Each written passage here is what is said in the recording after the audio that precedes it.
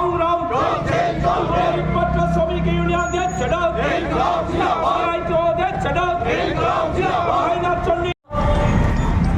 যাও কিছু ইট ভাটা ধুকে ধুকে চলছে, সেই ইট ভাটাগুলো আজকে কয়লার অভাবে একটার পর একটা ভাটা তারা আগুন নিভিয়ে দিচ্ছে। তার অর্থ হচ্ছে সেখানকার শ্রমিকরা কর্মহীন হয়ে পড়বেন।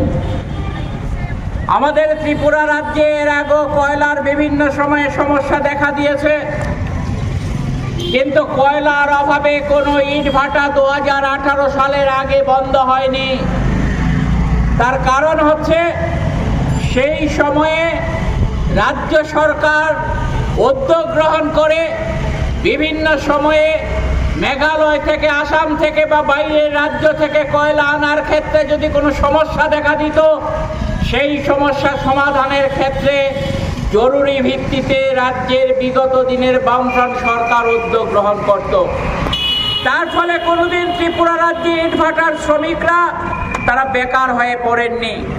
কিন্তু আজকে এমনই একটা অপদার্থ সরকার ত্রিপুরা রাজ্যে আছে, যারা প্রতিদিন বিজ্ঞাপন দেয় কাজ হচ্ছে বলে, সুশাসনের কথা বলে, অন্য আরো অনেক কিছু হচ্ছে বলে প্রতিদিন তাদের ফ্ল্যাক্স লাগাচ্ছে, প্রতিদিন তাদের ছবি বের করছে জনগণের টাকায়। নিজের ঘরের টাকা দিয়ে করলে আমাদের আপত্তি নেই, কিন্তু জনগণের দেওয়া ট্যাক্সের টাকা তারা সেখানে অপ্রয়োজনে খরচ করছে।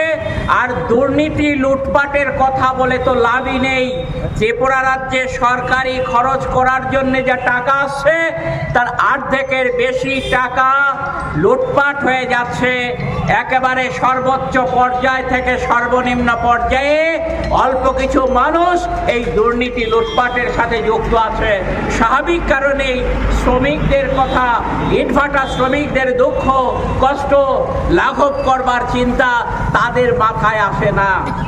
আমরা আজকে শ্রম দপ্তরের সামনে যাদের দায়িত্ব হচ্ছে শ্রমিকদের রক্ষা করা, তাদের কাছে ডেপুটেশন দিতে এসেছি, তারা যাতে এই বিষয়ে ভূমিকা গ্রহণ করেন।